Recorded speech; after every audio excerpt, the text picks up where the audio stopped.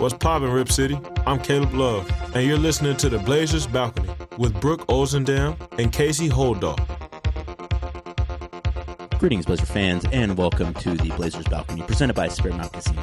Episode 149 of The Blazers Balcony, presented by Spirit Mount Casino. I'm your co-host, Casey Holdahl. I'm joined by my co-host, Brooke Olzendam.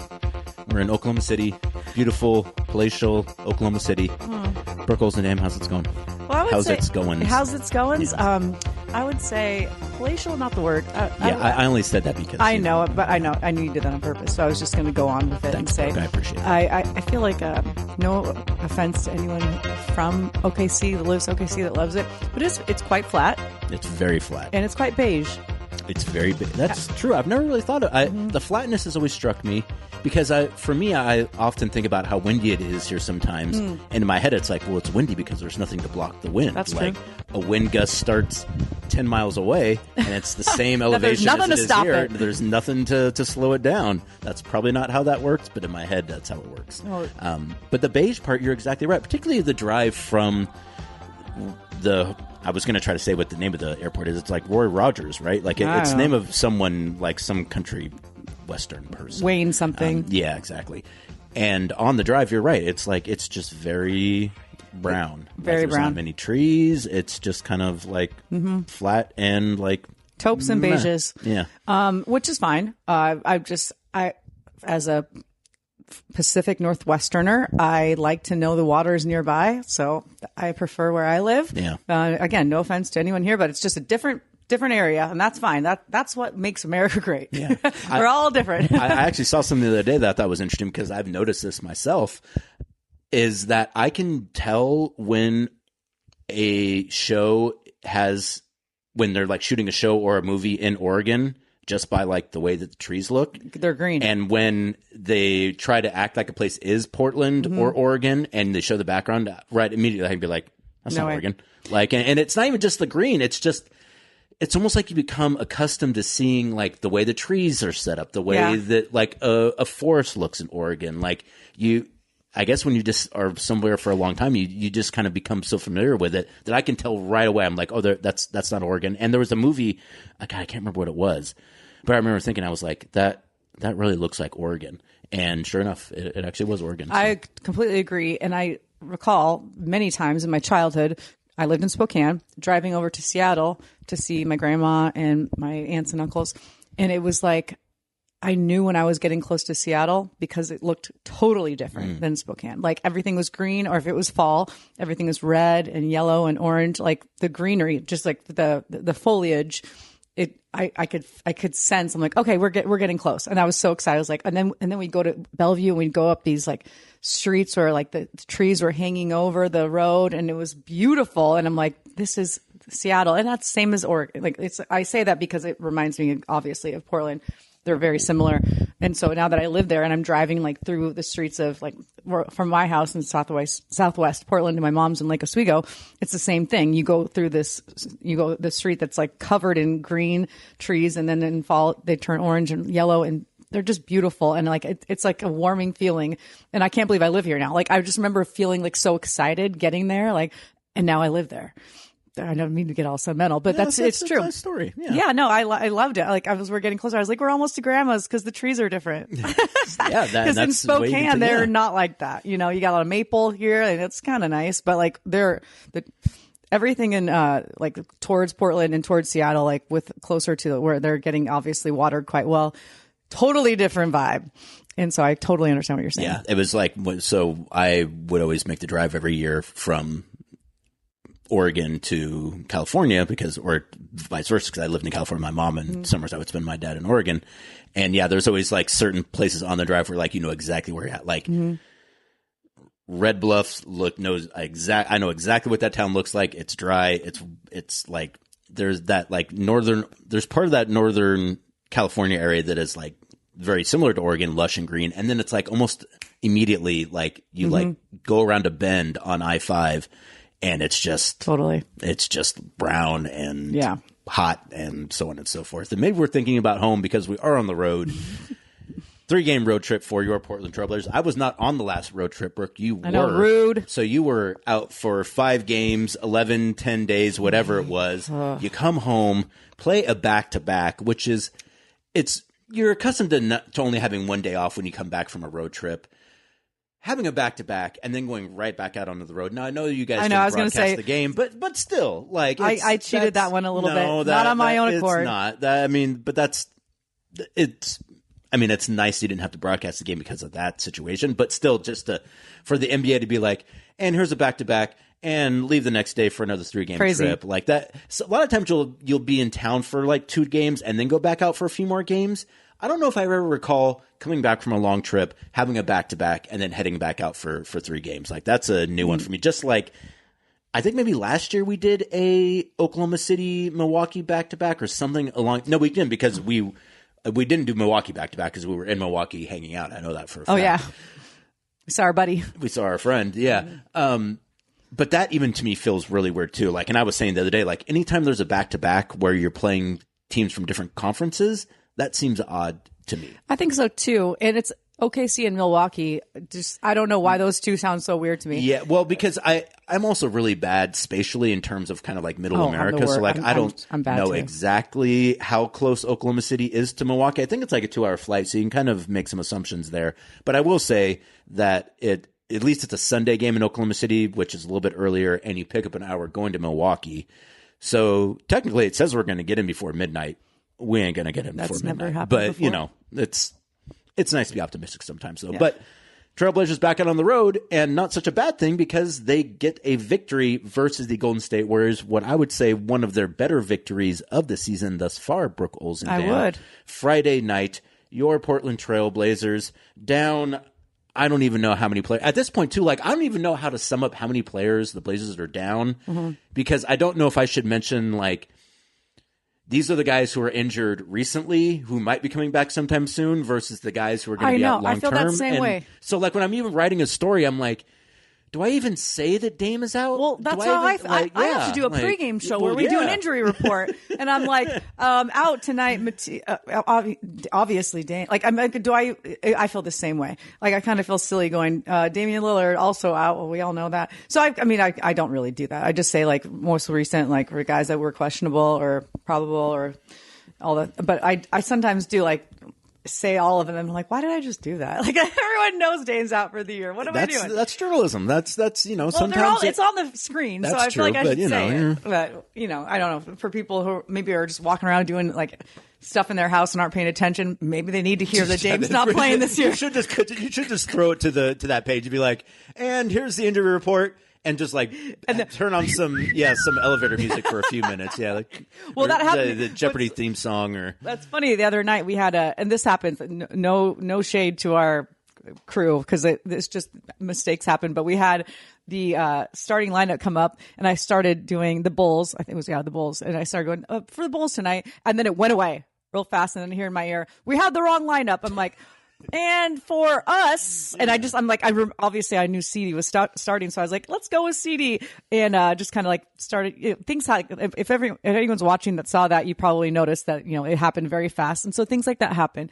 But it's funny because I was like, okay, remember who the starting lineup was? Shoot, do I know the starting lineup? Because like it's been changing so much. I knew that Sidy was in it, and I knew Jeremy was in it, and I knew their other cast, so I just had to like roll with it. But it was totally funny because like it came and it went away. I was like, okay, moving on. Yeah, on to the next one. Yeah. Well, the Trailblazers do move on to the next one, get the victory versus the Golden State Warriors, 127-123 Friday night in San Francisco, breaking a 4-game losing streak overall, breaking a 8-game losing streak in San Francisco. First time that, and I didn't even realize too that the last time the Blazers won in that building was during the pandemic. So I think there weren't even fans in the building. That's at the why time. I said, everyone kept saying we haven't won in 4 years. I was like, no, it's longer. It feels longer than, because technically we did, but there was no one there to see it. I guess I was there. I think of everything that revolves around myself, and I knew I wasn't there. Yeah. Well, I'm just kidding. Well, and what I'm thinking of John PDX Brochelite's tweet where he's like, I finally got to see you win there. And I was like, oh yeah, because you wouldn't have been in there before. And before that, I was trying to see how long it had been. And I think maybe we had one other win in Chase before that, but if so, like I don't recall it. It's been a very small number of wins there. So to go into that building to get the win, even though you'd lost 4 straight, including, the just killer of a game versus the Bulls, in which, Brooke's not. Brooke didn't want to talk about it. I lost. I didn't sleep that night. Yeah, I was. That was one of those two where I recorded a podcast afterwards, and my solo one, and when I was going through it, I was like, "Yeah, you probably need to cut some of this out, Casey. Like, you might be you might be a little bit too mad right now. Like, you did it after the game? I did it after the game because I hadn't done one in a minute, and so I was like, I hadn't been working, so I was like, I want to get one, and I thought it was going to be on a win too, so I was like, hey, this is going to be great, and then it goes the way it goes. So the Blazers come into this game versus the Warriors, and I don't know about you, Brooke, but Blazers lose 4 straight going into this trip. You're playing the Warriors, a place that, as I just mentioned, very infrequently do the Trailblazers win there. Mm-hmm. Then Oklahoma City on Sunday. Oklahoma City has exactly 1 loss to the Portland Trailblazers, of course, but that was at home, and you imagine you're going to get Oklahoma City's best in that one, so you figure that one's going to be pretty tough. Yeah. And then you're playing a Bucks team that's, without Giannis, but still on the road, second night of back-to-back, a team with quality players. In my head, I'm like, boy, we could be coming back on a 7-game losing streak. Yeah. And then we got some games when we get home.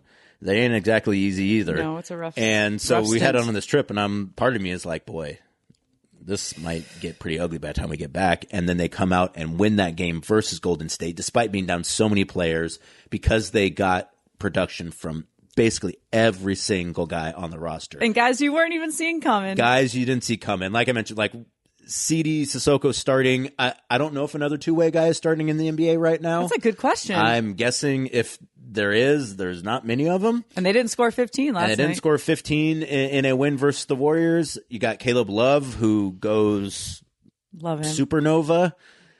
You got Deni, who continues to play fantastic basketball. Toumani. Donovan. Toumani had been a little bit in the dumps lately, and I was talking to him in the locker room the other night, and he just seemed kind of bummed out. And I know he was really upset about the Chicago game because you don't lose that. You lose that game versus Chicago for a lot of reasons, but Toumani felt like he should have done a better job in that last play, so he was pretty down on himself. And he's been having a little tough of a time shooting from 3.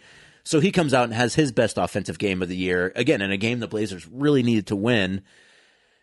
Donovan Clingan has He's a been great killing game. it. He's been killing it lately. He hurts his ankle, and for half a second, I almost everyone cried. was like, I almost cried. I watched the replay over and over again, and I was like, did someone hit him? Because it sure just looks like he comes No, down. I stand by. He did get knocked got in the knee, and yeah. a guy was like, no, he got hit in the knee. And I was like, I'm sure he did, but he also grabs at his ankle as he's walking back. Yeah. So you have Donovan have a great game. And even guys, post-game, Thiago singled out guys like Rion Repair. Rion comes in and plays 6 minutes, but gives him something in those 6 minutes. Chris Murray has been playing great. Robert Williams III was amazing. Just a fourth quarter. I mean, as good as Donovan was, Rob was playing so well. And Tonga was like, we kind of wanted to get Donovan back in the game, but I just kept saying to Rob, I was like, can you give me 2 more minutes? You got 2 more minutes? I love that. He's like, I think I went over his time exactly. limit. And so they end up getting that game. Oh, and by the way, too, it's an NBA Cup game. That the Trailblazers are now 2-1 in Vegas, the NBA Cup, baby. and the leaders in the clubhouse in terms of advancing out of Group C, the Group of Death. So for all that to come together in Golden State, Is it called the Group of Death? Are we calling it? No, that's not its official name. Why is that? But everyone's saying the Group of Death. It comes from soccer. Oh, okay. So I should know that. Don't tell my son I didn't know that. Typically in soccer competitions and international competitions, and particularly World Cup, there's usually one group that's like every single team is like, these are legit teams. 2 of these teams could probably win the whole thing. All 4 of them would advance if they were in other groups, and so they call it the Group of Death. And so the reason why they're calling Portland's group West Group C the Group of Death is because there's lots of teams. It's funny when you keep saying that are very good. And so you have Portland, who we technically weren't even the lowest seed in our group. San Antonio was. But San Antonio has Wemby. They're a much improved team. Houston, much improved team. Golden State, always good. And then Denver, a team that could Denver's very well win Denver. the championship. And so basically you've got two teams in the Nuggets and the Rockets who I don't think, I mean, were it not for OKC playing incredible basketball, I think people would look at the Nuggets and the Rockets and say, like, either one of these teams could be a championship team this year, and they're both in the same group. Oh, and the Warriors, like, you never count them out. They're in that group too. So it's by far the most difficult group in all of the NBA Cup. Hence, it's been dubbed the group kind of of like stolen it from exactly. Soccer. Okay, yeah, because I think it's such a funny little term. So when we beat San Antonio, we should all just like start chanting. What is it? Something of death. Group of death. Group of death. Right. We want to be the kings of death. Kings of death. Yeah, the rulers of death. Yeah, rulers of death. Okay. Well, when we get there, we'll think of something better than that. But I think it's such a funny term. Everyone's saying, I was like, where's this coming from? Am I losing? And I'm really pushing it too because it does well promotional. Maybe I'm just too. watching your tweets. You're just listening to me saying group of death nonstop because if you call them the group of death, it does pretty well. Like, you know, like that. What sounds, if you were going to click on something, would you click on something that said the Blazers are 2-1 in the group of death, or the Blazers are 2-1 in NBA Emirates Cup West Group C? I've been watching a lot of Netflix docs, so I would definitely choose death. Well, yeah, and you ladies with your true crime podcasts and whatnot. Yeah, just finished Diplomat. That's not a true crime, but kind of it is a little bit. And I just finished last night The Beast in Me. Oh, it's only one season. I'm just saying, if you have like 3 hours to kill, maybe 5 hours to kill, because I watched the last 2 days. It's with Claire Danes and Matthew Rhys. Oh, it's quite good. It's dark, but I love that stuff. So, anyways, back to the group of death. But anyways, you haven't asked me about my walk in OKC yet. Well, I wanted to talk a little more about the game in Golden State before we got to OKC, and then I usually go the opposite direction. We do, but I'm trying to pepper it here and there. Okay. So, you know, okay. Well, then I'd like to add some things to this game. Yes, please do. So I have a little perch in the corner, which is unfortunately like kitty corner. I never know if it's kitty or caddy. I think it's kitty, but people have strong opinions about this. So from the bench. So anyway, I'm on the opposite, so I can't really go over to the bench. It doesn't matter, but I'm sitting in the corner on a little ledge, and so I watched Donovan walk out, like didn't look great, and I was like, gosh dang it. I was like, we cannot have this happen. Like not Donovan right now, especially with the way he's playing and with obviously all the injuries. And then as we're coming back, we're going to break within the next timeout, he's running out. And I hit my talk back and I say to our director, Russ, and producer, Greg, DC's coming back. And so then we shot him coming out, and like, it was like, I don't know, it's like I'm being dramatic, but it was like glorious. And then he's like, thanks for letting us know. We got the shot. I was like, I saw it. It was great. And then he came back in. It was great. But like, that was a moment where like, this cannot happen. Like, just with the way DC, no, he needs to be all right. And he was our pregame interview. And it was so funny because I like to give you guys like a little bit of insight, background and stuff.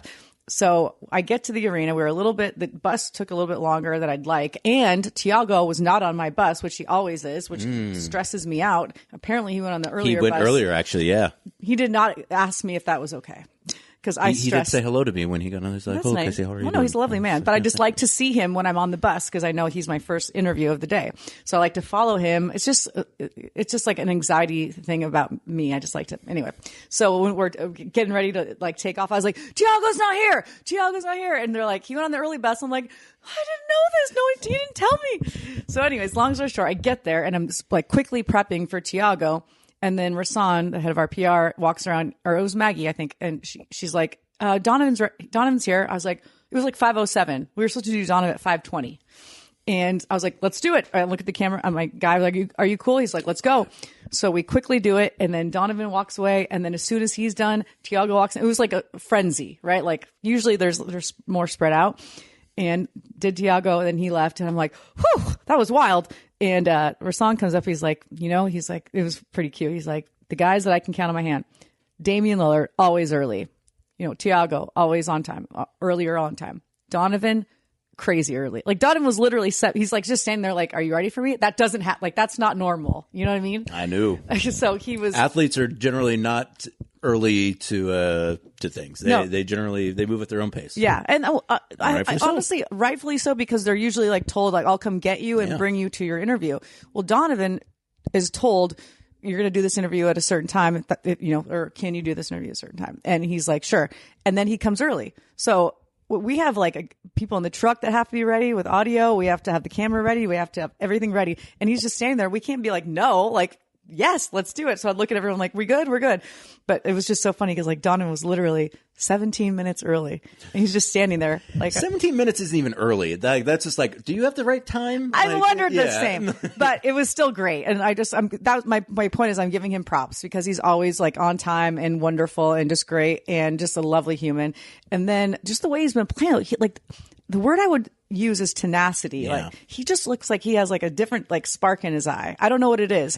And that's a very good point, Brooke, because I felt like kind of at time, I would say after the Laker loss in the Laker loss. So he played really well versus the Lakers in LA. And then in that loss, like DeAndre came in and, Donovan gave DeAndre the work in LA, vice versa in Portland. Yeah. And I feel like since then, like, just a little missing edge from Donovan. Never thought about that. And because, like, I'm accustomed to seeing him be kind of the hard-ass, red-ass guy. And I'm not saying he, like, let up or anything, but it just felt like something was a little bit off. And then the last couple games, so it's like, no, that's the Donovan Clingan I know. Like, that's the guy. Mm-hmm. And, yeah, like, he had a couple games where he had, like 6 or 7 rebounds, I think. And it's like, a 6 or 7 rebound night for Donovan is like, I would think like, is he feeling ill? Exactly. Like, and maybe he wasn't feeling well. Like, it could have been any number of things. But I'm just saying from now on. But ever since then, or the past couple days especially, I feel like he is really locked in and like he has been so good. He's been amazing. Like, that's what's so funny. Like, so I don't even like saying this, but the game against the Bulls where sorry, I'm standing there with Rasan and Maggie, and I always tell them right before like the game, if we win, who the walk-off's going to be, because we don't like to say it, before we know. And I wanted to, in my mind, it was Deni, because Deni had his first triple-double. And then, of course, we didn't win, so it didn't matter. Then I went back and looked, and I was like, I think it should have been, Deni deserved it, but like, actually, Donovan had like an amazing evening. The 17 and 21, I mean, the career highs in both. And it doesn't matter at this point because, it doesn't even matter. But I went back to look and say it could have been either one. But Donovan's night was incredible. We talked about all like he set records that night. Yeah, to a record 21 rebounds. It was incredible. And then he follows it up with even or better of a night, like just the way that he's been doing everything. And when he goes down or when he goes up for a rebound and comes down, like we've talked about this before, I think. That sometimes because his arms are so long, he's so big, like guys are swatting at it, and he sometimes loses it. He's been doing a great job of keeping it up. Yeah. And I think that's made a huge difference because he's not getting it swatted away and he's keeping it up. And then sometimes he's finding guys by doing that, not going back up, but looking at him, there's Toumani open for 3. And then it was the Bulls game. But when he went down on the floor, like threw his whole body on the floor, and I think was it to Toumani that he like was on the ground. Yeah, I think, yeah. Like you don't see a lot of 7-footers just throwing their bodies on the ground. I don't know. There's this, I don't know if it's the Lakers game that you speak of. Maybe it is, but at some point, you're right. Something has switched and he is a man on a mission. And I couldn't be happier. Like it's changing our game. Like the second chance points, we talk about it every single night. Pre-game show, second chance points.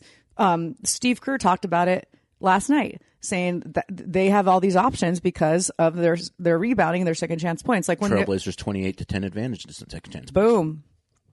And I think that's a major difference. Like when we talk about rebounding, it's obviously a point of emphasis with the coaching staff.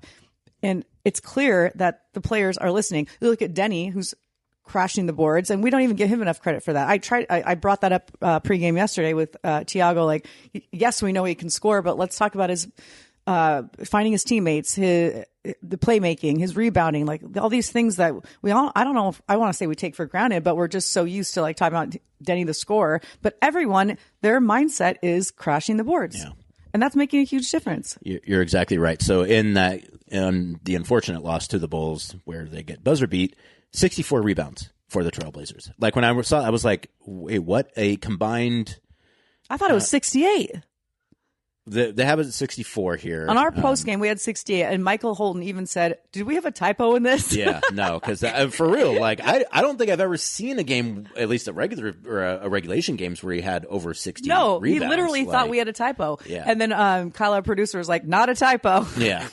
I'm sure everyone was really happy at that point in time too. So they have 64 rebounds in that loss versus the Bulls. 21 of those, as you mentioned, for Donovan Clingan, and then he follows that up versus the Warriors with 22 points and 10 rebounds in just 27 minutes. But I think the thing that I thought was impressive about Donovan's performance versus the Warriors is that the Warriors played with their smarter lineup to start. And usually, like, the Warriors for big men, particularly bigs like Donovan, are just a really tough matchup sometimes. Yeah. And, like, a lot of times it feels like they're the ones that get to take advantage of that matchup. Mm-hmm. The Blazers took advantage of that matchup this time, and they took advantage of it by throwing the ball to Donovan. Deni and Donovan had 2 alley-oops, in the first 5 minutes of the game. And that forces the defense to have to play a different way. They're like, we can't get away with just trying to kind of body you up and push you away from the rim. Like, we're going to have to actually defend you at the rim, and that changes their rotations, changes who can be in the game. And I think that made a big difference for the Blazers in that one. But again, in that game versus the Warriors, it's like every single person, we haven't talked about Caleb yet. So, I know he was your walk-off. I would love to talk about Caleb. Caleb going 9 of 20 from the field, 6 of 14 from 3 for 26 points, 7 rebounds. I knew that Caleb Love is a shooter. I know that he scores. I didn't know that he's a pretty good rebounder for his size at his position. He is not an especially he snags some big guard, but his rebounding numbers I'm always a little surprised by, and also 5 assists in 37 minutes. A great game for Caleb, a game that they obviously don't win if he doesn't have that performance. And I think I always love to see young guards play well against the Warriors, because I also know too just how revered Steph is by everyone in the league, particularly young guards. If you're a 21-year-old guard, you've been watching Steph Curry kick ass for the last 15 years and play a style of basketball that every guard wants to be able to play. And so to be able to have success against a guy like that, and in this instance, get a win on their home court, you've now beaten them twice in a row. That's the other thing about this season too, is that I feel like the Warriors have always been we're just not going to win that game. And now we break a 9-game overall losing streak for the Warriors with the first win of the season, then an 8-game losing streak in Golden State. So I kind of feel not that solves now, but I don't know, it feels like a little bit of a era change to me a little bit. Are you kidding me? I was the happiest I've been in my whole life. I was the happiest. The last night was the happiest night of my life. Other than my son being born. I'm not kidding. I kind of hope you're kidding, Brooke. I'm really not. I had fun too, but no, losing there is it's become a way of life. Yeah, and I don't like it. And you just wait for it to happen. Yes. I think all of us in that fourth quarter.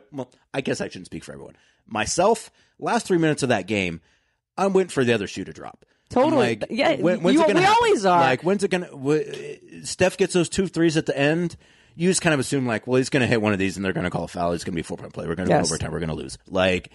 And so to get that monkey off the back too in that game, I just thought again, as someone who's been watching 20 years of the Blazers, running into a Warriors team that's been pretty good, to finally kind of to win 2 games in a row versus the Warriors even feels important to me. So, and Caleb was a huge part of that. It's life changing. I know that you've been a part of it longer than I have, but at the same time, 10 years, I've been here for 10 years and covering the team for 12, and I feel it in my stomach. When we play the Warriors and we lose the Warriors, it bothers me to another level, because I feel like we play them 50 times a year. I know we don't. That too. But over the years, bringing the playoffs early on, we play them all the time. And I love their PR. Raymond Ritter, one of my favorite guys in the world. Steph Curry, I respect mightily. But the Warriors are just a bugaboo. Yeah. They're a bugaboo in my life, because they always find a way to win. And I just walk away going, oh, it's just, I don't know. For some reason, it's that team. Yeah. So I even retweeted, SportsCenter did Caleb torch the Warriors.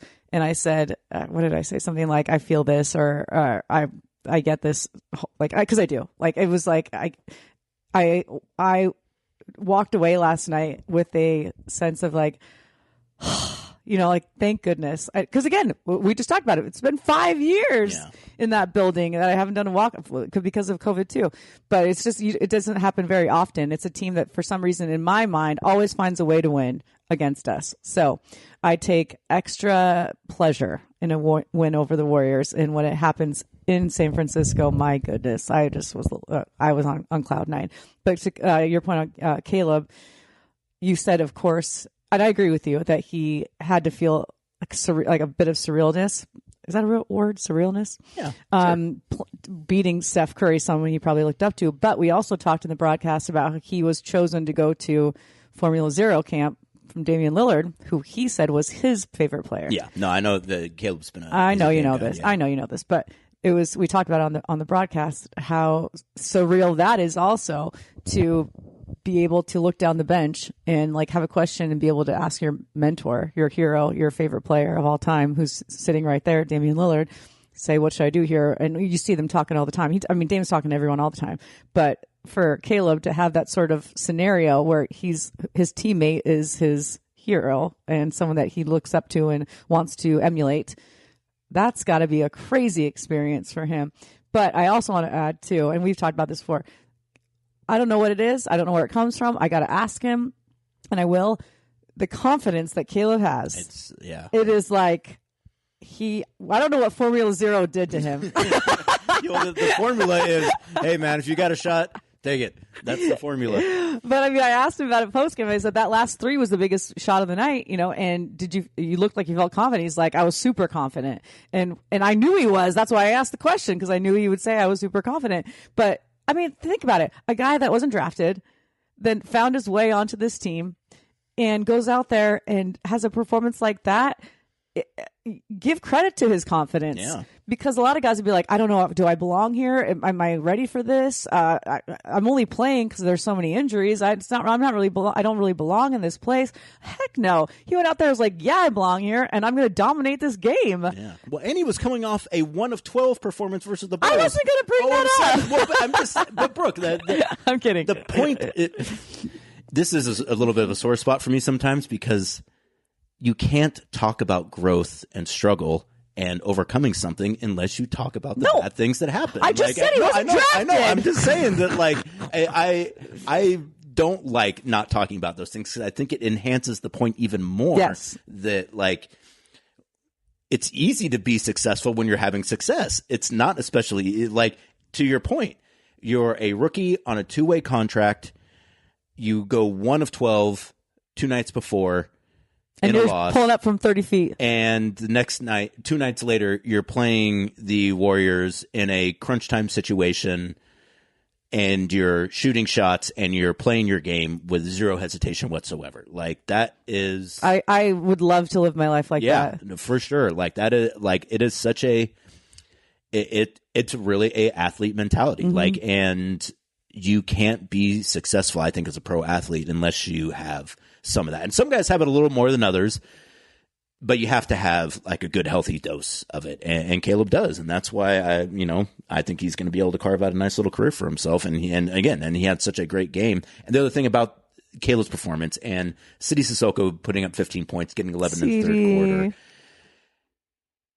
When you're on a losing streak like that, when you haven't beaten a team in so long, it's like you have to overperform in order to get out of that funk. It's like you can't just play good Trailblazers basketball in that game and win. Like you have to go above and beyond, because you have to beat the prospect of Steph Curry getting a bunch of threes late in the game.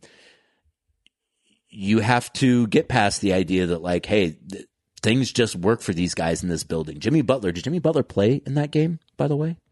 I didn't really notice it. Caleb took him down low and bumped him right out with his bum. That play I loved.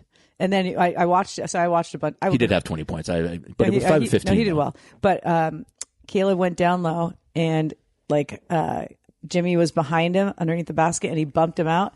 And then Caleb yelled, "And one!" He didn't get a call, but I loved it. He was like, as he was shooting it, made it. It was a really tough shot. And he yelled, "And one!" I was like, you go, Caleb. Yeah. No, he just to see all those guys really come in and perform. Again, when I would say after that Bulls game, like, and particularly after the Suns Bulls back-to-back. So you come back from a 1-4 road trip where you felt like you definitely should have won versus the Magic. You probably should have won versus the Mavs. You could have won all of them, but the Houston game. If you had done a few things differently, you could have beat the Heat too. So instead of going 4-1 on a trip, you go 1-4. You come home, you lose a tough game to the Suns in a game that I would say is probably like their first game of the year, and then you look like you're going to get a win versus the Bulls, and you don't. You get buzzer beat. And so at that point, you're 1-4. You're coming off a road trip. You lose back-to-back games. You're tired. You're on a 4-game losing streak. You've lost like 6 or 7. Half your team is not playing. Half the team is not playing. God, I was even going to add that part in. You're right, Brooke. Like half the guys are injured. And I think at that point, everyone's just like, boy, it could be a long night. Yeah, exactly. Or just like, how are things going to play? And just the difference that a win can make. But particularly, if they beat a team at the bottom of the standings, you feel good about getting out of your losing streak. But you're also probably like, beating the Warriors, like that still means something. It means everything. And so to get that one and to have, again, just every single guy on the team contribute at some point in time, give you something to get that win. I think it brings the team together. I think it's like a proof of concept as well too. I think it kind of shows that like, hey guys, like if we do these things, we're going to be able to have success. Like, and I felt like Thiago even kind of talked about that in the post game. He was like, when he mentioned like we made our free throws, and I was like, thank you for saying that. Like, I'm tired of being the person that's like, why do we have to shoot better free throws? It's such a dumb. It's like screaming into the void. Bill Schonley would not say that's dumb. Only because it's like no one's trying to miss free throws, and it's not like there's like a skill to shooting free throws other than you need to practice shooting free throws. But it's one of those things where you're like, it's infuriating. Just do this, And so to mention that is like, that's one of the reasons why we've been losing, because we're leaving some points on the table that if we hadn't, again, like the Bulls game, they make 2 more free throws in that game. They missed a ton of free throws. They win that game. So like for everything to kind of come together versus the Warriors, a place you've never won at or you've won very infrequently at, I just think it means more to win that game than it does to win versus the Pelicans on that road trip. Like it was very meaningful. And I think it helps change a team's mentality too. And I'm not saying that like they need that necessarily, but they needed something good. I would say they needed something good to happen. I would disagree with that. I think they definitely needed that. And that's what I asked Caleb in the walk-off. I was like, how much did you guys need this? He's like, oh, we needed this more than anything. And that was like a kind of like around the locker room, like, after the games we're walking through talking to like training staff, everyone was like, we needed this. We need, like, I feel like everyone I saw said, we needed that one. We needed that one, which was, I agree. Like, can you imagine starting off a road trip, like not a great road trip with after on some unfortunate losses? Needed is the right word for it. Yeah. It was definitely needed, and it was the vibes in the locker room afterwards were great. And I'm sure you guys saw the video, or maybe you haven't, but of course they doused Caleb with water, and Deni's getting picked up by one of our coaches, and it's just a good, it needed to happen. We need to have a good moment to like remember what it feels like to win, because at the beginning of the season, things are great. Everyone was healthy and we were winning, and everyone was in the best of moods, rightfully so. You go through this rough patch and everyone's kind of like, wait, I forget what that felt like. And so to have a win like that, it needed to happen. It was, again, it was a perfect scenario. First game of the road trip against the Golden State Warriors, and Steph goes off for a while, and I'm surprised they kept him out that long, to be honest. I was too. And I've seen it before. I'm like, what are they doing? And I think it might be because Steve Kerr's like, we win this game. Maybe. We always win this game. Yeah.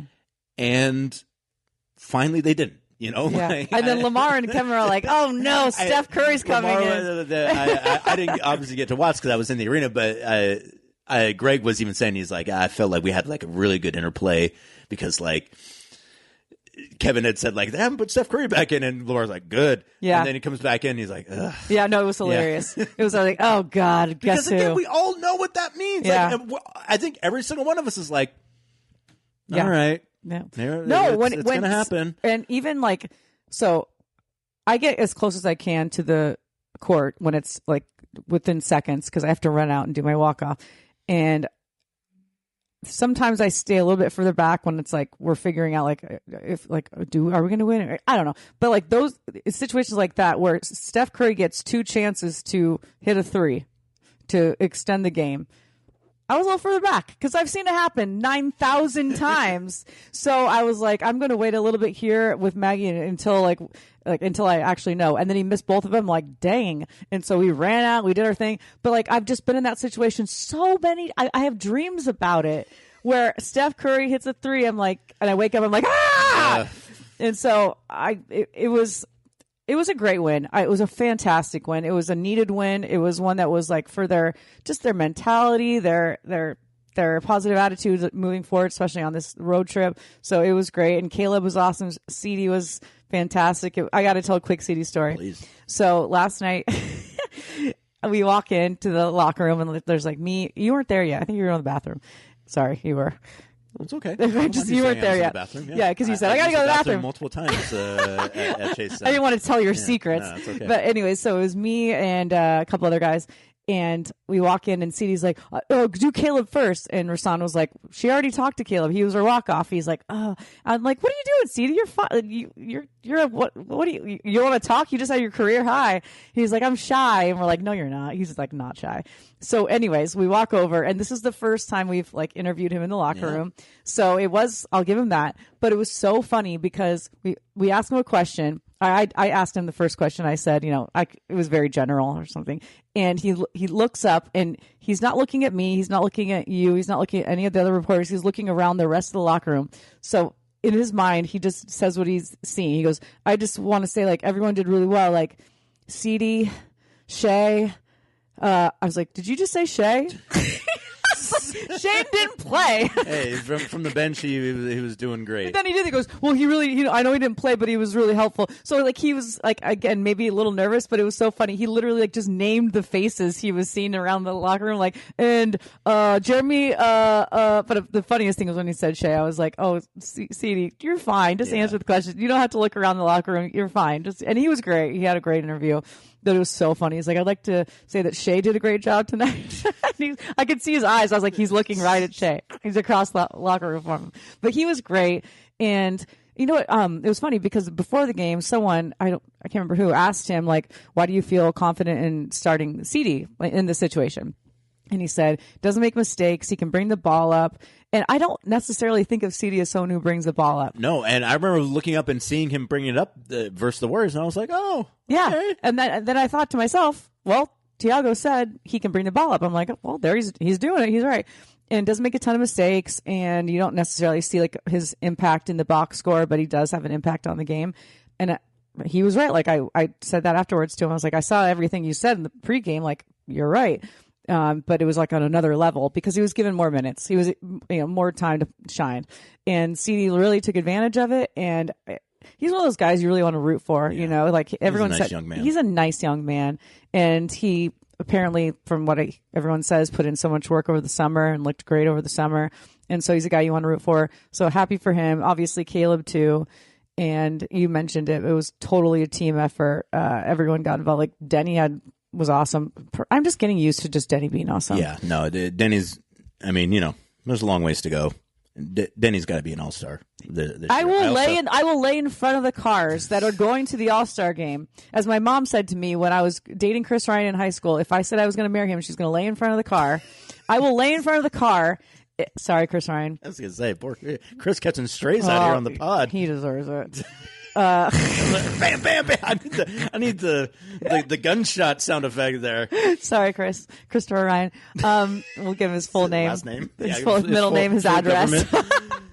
But she said she'd lay in front of the car. I will lay in front of the car that is taking the All-Stars to the All-Star game if Deni is not in that car. Yeah, no, he needs to be. I wasn't able to see the clip, but there was an NBA TV clip that the it starts at the end of the last segment, and the last segment is most improved player Deni Avdija's to lose. And I wanted to watch that segment on NBA TV, but I can't find it now. And it was I just saw the next segment. I saw something today that was from League. Yeah, there's all those league things, League Alert or something, and it was like, who's your most improved player? And Deni was atop the votes, so that should make you feel good. Yes, it was like does. 5 guys, and he was atop the vote. I mean, I don't know how you wouldn't. I would put him in the conversation last year. Yeah. But with this year, with the numbers he's putting up, with the way he's playing, I love Deni so much. The way he plays and how just focused, and he's just so passionate about it. And when he goes downhill, I have no doubt. And I do think he's not getting the calls he deserves. I'm not trying to be that guy. But he did not get the calls last night, in my opinion. He got hammered numerous times on the floor, did not get a call. And I'm waiting for the time that he is given that, because he has deserved it, because he puts his whole body on the line and goes full force downhill, and sometimes does not get a call. And he's getting hammered, and that's just my 2 cents. He does play a hard-nosed brand of basketball. He does throw his body around, and you're like, he's Portland's starting point guard right now. Yeah. Like, I mean, he is, and CD's our number 2. And and he looks good doing it. And I think one of the things that I've noticed about, or that I've realized about Deni through this year plus that he's been with the Blazers now, is that like he really has a lot of varied skills that he can utilize in games. Like you're exactly right. He's fast. He gets downhill. That's kind of the meat and potatoes of Deni's game. But his 3-point shot has really improved, and it looks really like crisp. You can tell when Deni's shot is going to go in. Like as soon as it leaves his fingers, I can be like, that's in. Yeah. Like, and he has a fast release, and it's a fast and when he shoots it faster, it's almost like it just has a different look to it. Yeah. It's like that's in. You can almost tell when he like second guesses it, maybe not so much. Not but as when much, he's like, boop, he's got a good mid-range game that they're kind of using sparingly, but it's still very good at it. Can defend multiple positions. Like, is a stout, strong defender, an arch competitor too, but like also like really wants everyone to like be successful too. Like he's such he's a really good teammate guy. Like you have no idea. Wants everyone to like. You can tell that like he's so focused on just them winning that like he doesn't care how it happens. Like he wants everyone else to be successful. Like he really goes out of his way, I've noticed, to like praise guys. You're talking to me. I'm doing post-game interviews with him. I cannot get him to talk about himself. I can't get him to. Deni, how are you able to attack the defenders like you did tonight? Because you like scored in so many different ways. I just want to thank my teammates. I kind of want to wring his neck a little bit. I'm like, Deni, give me something. Because it's you. I love that you love your teammates, but tell me how you're doing this personally. Sure. Totally. He won't do it. He will not do it. And I love that about him. But that's just how he is. Like, he could explain how he's able to carve up defenses. I'm sure he could explain it very well, but he just gives all the credit to his teammates, and love that about him. And also, I've noticed, I don't know if you have, you and I haven't talked about this. Have you noticed his very sweet relationship with Duop? Yes, I know that him and Duop have they are so cute. Yeah. He calls him the president? Yeah. Yeah. And they also do like, I think it was on, you would know, on social, there were little soccer kicks that they were doing. Yeah. But they like have a sweet, sweet relationship where they are always like near each other, they're talking to each other, they're being all cutesy. Like they're just, I love that friendship. I mean, which I agree. Duop might be the sweetest. The sweetest. I would say like player in the NBA, but like I think you can just stop at sweetest. Yeah, like, totally. Like he's just such a. I love Duop so much. If you don't like Duop, I don't want to ever speak to you. I hate you. Actually. I hate you. Yeah, then you're not a good person. Yeah, like he's such a. He's sweet. He's like, genuine. Yeah, he's like kind of soft spoken a little bit, and like there's. To this point, like there's a couple times where he's funny too. Like, he's really funny, real low-key funny. Like he'll walk by and I'll go out to give him a fist bump or like a hand or whatever. We have a little thing we do, and sometimes he doesn't. He's walking out, he doesn't see me, and he'll miss me. And I'm like, "Thanks, Duop," and he'll turn. I'm like, oh, and he's like, "I'm so sorry," and he'll come back and he'll hug me like, "I'm so sorry." I was like, "I'm just kidding. But like he's like, "I didn't see you. I'm so sorry, I didn't see you." And he's been like that since day one. Like I've talked about Duop since we got him for years about how just genuine and just lovely he is. And I love how people, I think the fans get it too. Like the whole Duop wreath, our tortured florist, he made the Duop wreath. Oh, right. Yeah. Oh, right. Yeah. Okay. Yeah. So he did one. I just saw him at the game the other day, and he had a Drew Holiday one. That's right. Yeah, and I think he sold it. I think I told him I was going to buy one. Yeah. So I had the Duop wreath on my door when he made it, and so I'm going to go and get the Drew Holiday one when we get back. But that shows you. I mean, when you're getting a whole wreath made after you, you know you're beloved. Yeah. And speaking of it, since we're gushing about guys and teammates too, I thought since you mentioned kind of Sidy like singling guys out in the locker room, so. After both the Phoenix and the Bulls game, Toumani talked to media, and not many guys did after both of those games.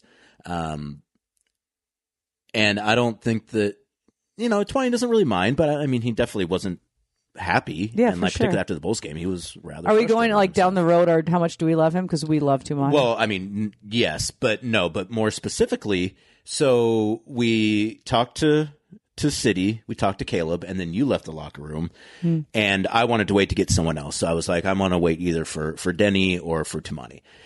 And Deni has started to take a long time for whatever reason. Maybe he's probably getting treatment. No, I know what it is. He's getting treatment. I know exactly what it is. But He's getting treatment, and he has fans waiting for him. True. Yeah. So he goes and meets. So Toumani came out first, and Toumani was kind of like, I gotta talk again, and he was like, I've talked the last 2 games. I was like, I know Toumani. I was like, but the thing is, and Rasan was right there, and he was like, yes, this is why. I was like, Toumani, I even told people, like, you're the one that talked after these games, and that's not easy. And so I appreciate that you did that. And that was after 2 games where you didn't play especially well. And in the Bulls game, you were upset at yourself, and I feel like the reason you talked because you wanted to take responsibility for that. And so, yes, I'm going to wait to talk to you now, Toumani, because you sat and answered questions about losing and about how you made a mistake.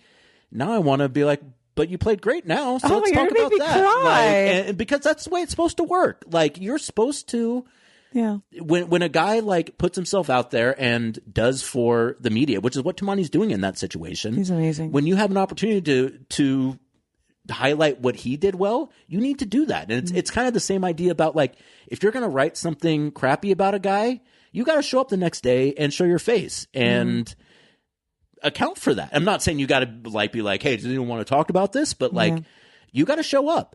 But it works the same way too. Like, when you put yourself out there and you take responsibility and then good things happen for you, like, you need to get your propers for that. And so we even said it was like too, like the reason I'm talking is because you played well, like, and I want to make sure that people know that, like, you also That's great. get to talk after that, because, like, I love that. You're the one that went out there and represented the team. And that's something too that I think a lot of times people don't understand about being a leader, is that, like, 90% of it is about your teammates and your kind of inner workings with them. But the other part, and one of these parts, is doing the things that are hard to do that aren't necessarily basketball. And one of those things is talking after losses. Someone's got to do it. And Toumani has made himself available for those things. And I think it goes to show, like, his status on the team as well, because he's willing to put himself out there and take responsibility. That's great. Which I thought was really cool. And so I was like, I know you probably don't want to talk to the media even after a win, Toumani, but I need to talk to you because you need to get the props you deserve. Yeah. I love that. And that does not surprise me whatsoever. Toumani is such a cool guy, such a, like, down to earth. He's, I don't think I've ever seen him in bad mood, even after a loss. He's still nice about it. Yeah. Yeah. Like, he's just like that guy that when I think of, like, I don't want to, like, pinpoint someone, but, like, heart of the team. I mean, I would say Toumani, like, is that guy that, like, the glue, a bit of a glue guy, where everyone loves him.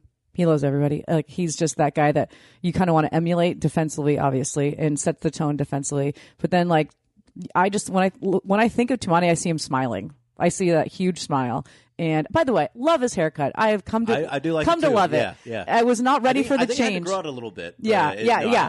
I thought the same exact thing. I was like, I like this now. Yeah, now that it's grown, you're right. The fact that it's grown out a little bit, I'm like, love it. When you get used to someone, like I even said to Matisse, I was like, you did not tell me you were changing your hair. Like, you could have at least talked to me ahead of time, give me a heads up. Like, I wasn't ready for this. But with Toumani, like, it suits him. But no, he's wonderful. And I was so happy for him after that game because, again, I hate the word slump. It's a thing though, and he just hadn't been hitting shots. It's been just a bit of a rough, just like Deni kind of got off to a rough start. Last year, I would say that Toumani's start this year is kind of similar to that. Not bad, but just not kind of the level that I think people expect him to play, and that he would like to be playing, and at. that he expects from himself. Yeah, exactly. So that was nice to him included. And I like that you said that. Like, no, we want to talk to you because we want to give you what you deserve because you've been so great talking to us when you haven't played well, and now you did play well. So we want to talk about you playing well. Yeah. So that's great. Yeah, it's people don't understand. Like, it's a whole dichotomy in the locker room, guys. It's an ecosystem. It's a total ecosystem, and Casey and I maneuver through it every night. Sometimes just the two of us.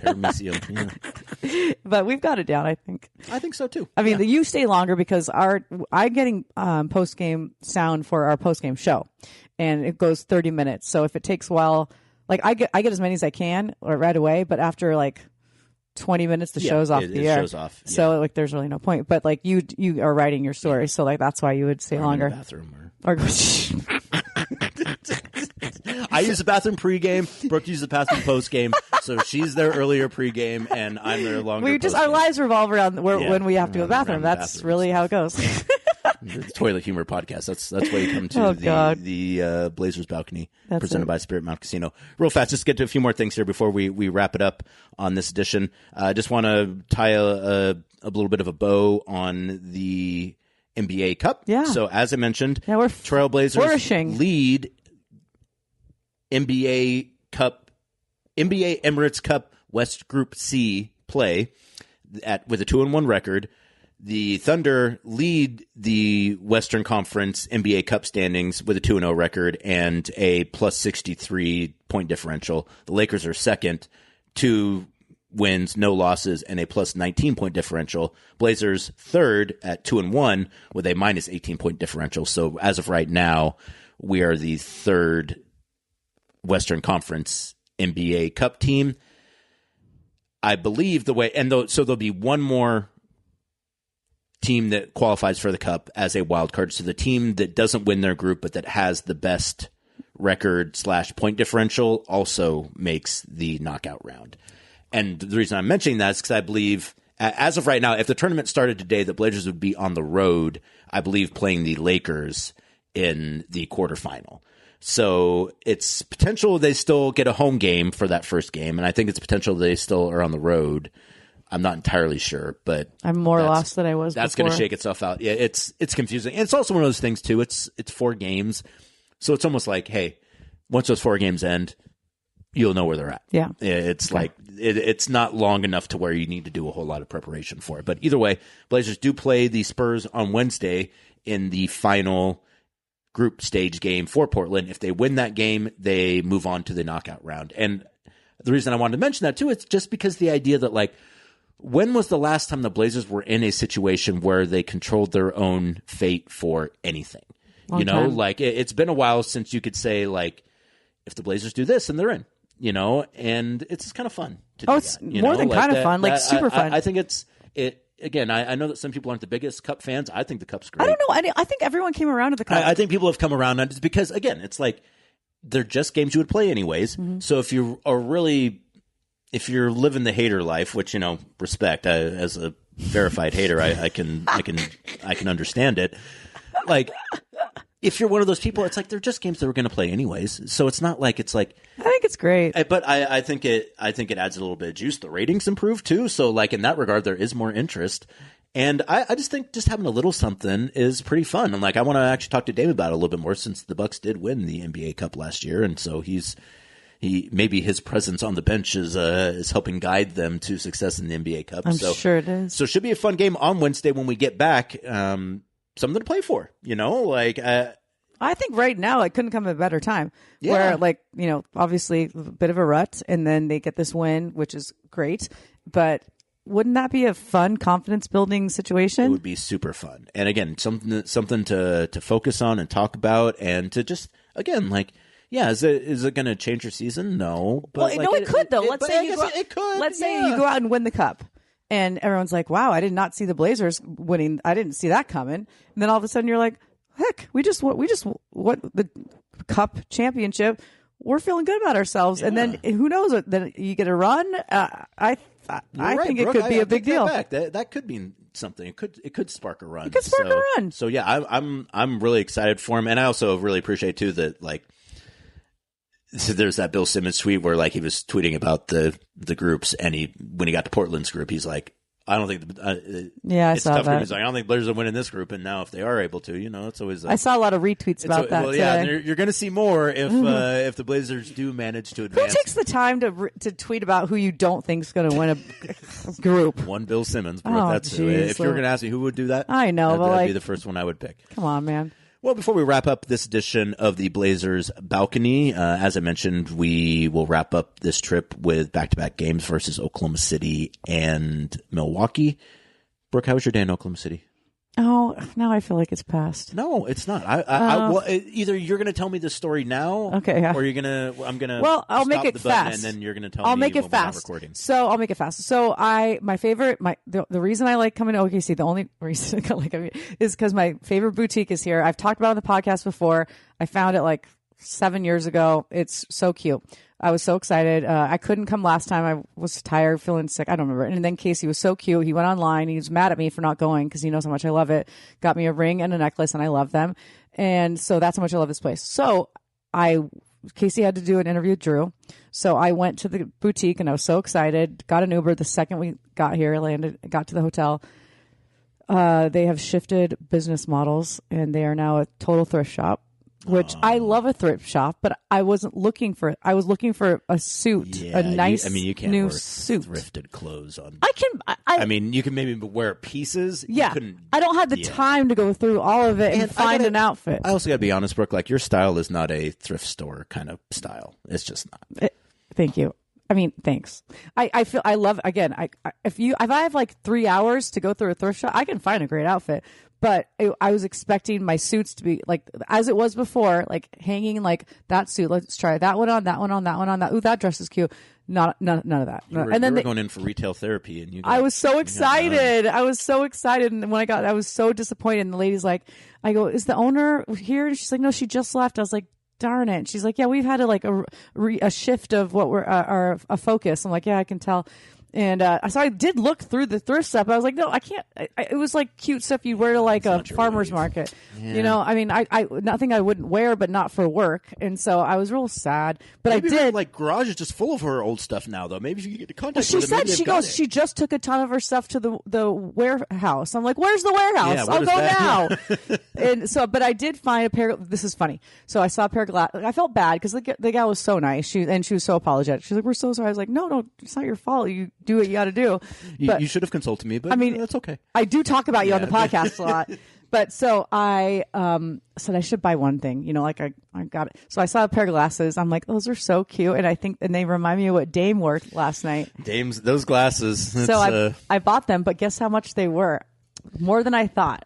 Oh, how much were they? Well, I buy glasses from Amazon because I lose glasses all the time. Well, I see they've got the little chain thing, so they're trying to front maybe a little Coach and put them style. on, by the way, everyone. I love those, Brooke. I love big glasses. I love big glasses too. I think those look great. They were $44. $44. I would pay $44 for those. I wasn't ready for that price tag. I thought they would be $20 because there's a bunch of sunglasses. That is one of the things I hate the most. I love shopping when things aren't priced, and then you get up to this to the thing, and you're like, "How much is it?" If you even ask, and then they're like, "That's more than you're willing to spend." She goes, "Do you want not want to buy them anymore?" I was like, "No, of course I can't say no now." I had a similar situation to that the other day at the Four Seasons because they have the chocolate advent calendar, which I'm begging them for. Yes, you are. And you're shameless. And they tried to sell it to me, and I was like, well, how much is it? And they're like, it's $150 now. I was like, all right, thank you very much. No advent calendar should be $150. But yeah, but it's one of those things like I'm fine not to pay that, but I just feel a little twinge of. That's too much to pay for an advent calendar. For a piece of chocolate every day? Yeah. Go to the corner store, get a piece of chocolate every day. Be like, ooh, first, second, third, fourth. I mean, yeah, because your point too, yeah, like when you break it down, like the price per chocolate. No, it's insane. It's pretty expensive. Now, granted, it's a nice box, but it also wasn't reusable either. And I was going to say, you're not going to keep it. It's not even reusable either. So I'm going to text Dame tonight and tell him to wear these tomorrow so we can get a picture together. I have to get a photo of you guys But together, the only reason I bought them is because we talked about the glasses on the broadcast last night because they were the Costanza glasses. I mentioned that the first time you wore them. I was like, it looks like George in that episode of Seinfeld. That's where so funny. He loses his glasses. So then before I knew how much the glasses cost, I was like, I feel bad only buying one thing. So I was like looking at the little trinkets at the front. And do you remember last year when we had the Hello Kitty bag night?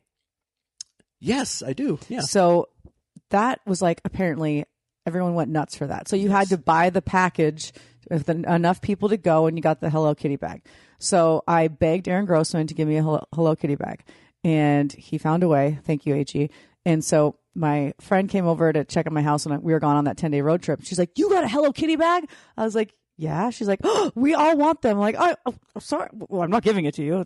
But anyways, my cousin's wife, Leanna, is a huge Hello Kitty fan. So all her family, like she got like 30 tickets to go to the game just to get the Hello Kitty bag.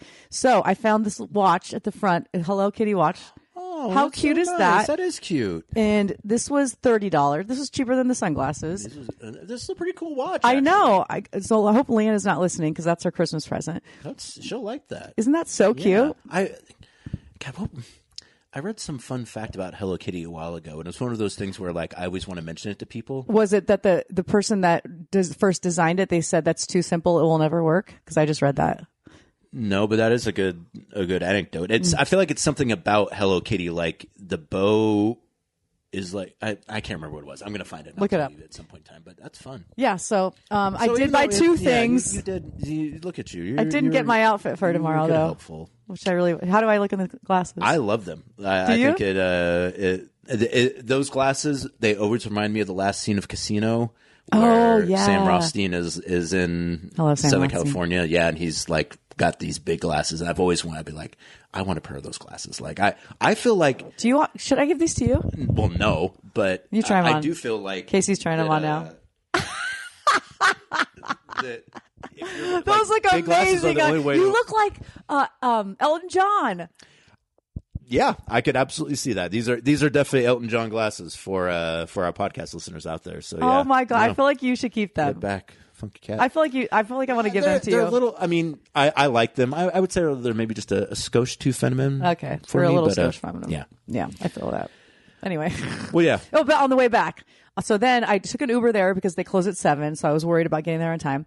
And then I like to punish myself because I was mad that it didn't work out. I walked back, which I should have walked back anyways. 18-minute walk. When someone was like, we were on the bus and they were like, is it walkable? And in my head, I was like, that means something different for Brooke. Yeah, walkable is what walkable to you is walkable not to me. That's 2 Ubers for Brooke. Yeah, so I did Uber there, but I did walk back. And as I'm walking back, I hear this like booming music. I was like, "What is this? Like a party going on?" And then the walking map takes you through parks, right? It doesn't the fastest way possible. So I'm walking through this park, and it was kind of dark. It was kind of freaked me out a little bit. I'm like, this feels like very like it's not well lit. And then I hear I'm getting closer, and it's an outdoor skating rink, and it just reminded me of how much I hate ice skating. I am so bad at ice skating. I hate it too. Like, it's awful. I can't even stand up. Like my ankles. Me neither. Like they're gonna break. Me neither. I love watching it, but I hate actually doing it. I've tried like 5. Every time I try, I get so mad. I'm like, forget this. I always have this fear too that like somehow I'm going to fall and my fingers are going to get below the blade. Yes. It's going to cut my fingers off. Yes. Or you're going to cut your own neck. Or there was that guy. I wasn't going to bring that up. Years and years and years ago. But I feel the same way. And it's not fun. Like unless you're out there doing, and then there's always that one person that's a professional who's doing pirouettes or whatever it is. Like triple swan dives. Sow cows. And they're like, oh, I'm like, okay, you've been waiting for this month all year long. You're wearing a little outfit. And they're like holding their skate and doing twirls and like, oh, you guys can't do this? Yeah. Like, get out of here. Well, that real quick, that also your story about the walk back. Mm-hmm. So when I was walking back from getting a sandwich in San Francisco, I went. So it gave me like 3 options to walk there, and I didn't take what it said was the preferred option, whatever the terminology is for that, because I wanted to walk a little further up. So I did it. It was a fine walk. On the walk back, I was like, I'll just go the way they tell me to. They walk you through the Tenderloin, and like it is, I'm not I've been in the world. I live in Portland. Like I'm not afraid of Tenderloin's those things. A whole other world. It is rugged. And it's like, this is the way you told me to walk through here. I could be 2 blocks up and it would be completely different. They must but not this is have the way a that you were like, safety. this is they should factor that into their decision when they're like. It might change every day though. You know what I mean? Like today, there's something going on over here. Go this way. I mean, yeah. And I would just like, again, I was like, it's fine. And like, I don't want people to get the wrong idea, but like it's like this is not. If I was going to tell someone, hey, you're going from here to here, you should take this route, and you might left, you might just around, avoid that a little around. bit. Like again, like it's fine. Like they're not bad people. People are struggling. You shouldn't be walking through there though. Necessarily. Well, when you're just like when you're by yourself, when you're by yourself and it's nighttime, and like it's just, I was just like, this is the preferred route. Really? That doesn't make any sense. There should be an app that you invent that says the safe route. Just maybe pull a little bit of extraneous data and make the decision based off of that too. Let's end on something positive. Yeah. Let me think. Well, these glasses are pretty positive. They're very good glasses. The interview with Drew was great, by the way. Oh yeah, I was going to ask you about so that. Good. Like, and I thought it was really interesting when we were talking about kind of the locker room. He had even talked about like. Everyone in the locker room is really supportive of each other, and there's not like one guy. Like someone asked me the other day, like who's like the leader of this locker room? Who's like the one that like kind of holds everyone together? And I was like, I don't know that there is actually. I don't think there is. And I'm saying that not as a negative too, because it's like it literally is everyone. And Drew was like, no one on this team has an ego. He's like, every single guy on this team just wants us all to be successful. Like there's not a guy that's like, I need this for me. And Drew is the kind of guy, too, that you figure this out pretty quick when you talk to him, that, like, he doesn't shine you on about stuff either. Like, if he didn't think that, he might not say, we got a few jerks in this locker room, but he wouldn't be like, there's no one on this team that has an ego. He doesn't have to go that far. Exactly. And so, like, I just thought it was a really interesting read, because I was like, that was kind of what I was talking about, was that, like, there isn't that one guy.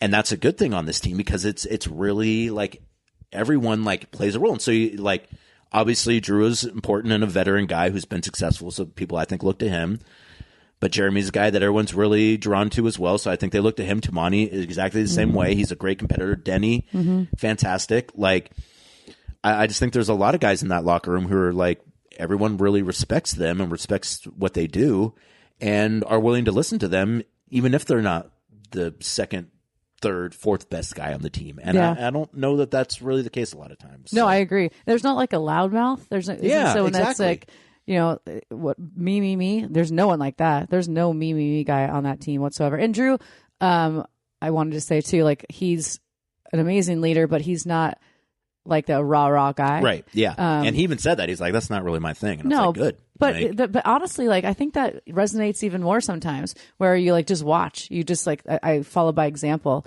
and he's just so calming. He's a calm factor. He doesn't get too high, too low, and he just like you go out and you watch him play, and you're like, I want to play like that. I want to give that same effort. So he doesn't have to be the guy that's talking all the time.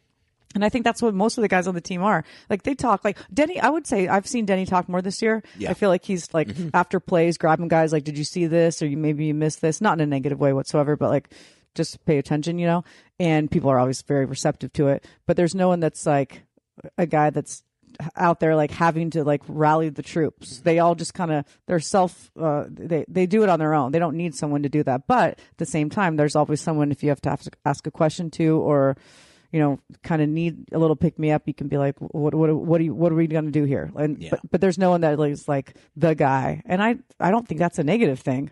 Yeah, no, it feels like a team that like their leadership is the kind that comes from supporting everyone, totally, and less from like leading everyone. Yeah, like I think it's more about like lifting guys up, and again, like being a support for those guys, and less about like grabbing a guy by the scruff of the neck and dragging him along with you. Like, and I think that works. It's not that vibe. No. And then obviously Dame is we've always said this, the best leader in sports. Lamar coined that.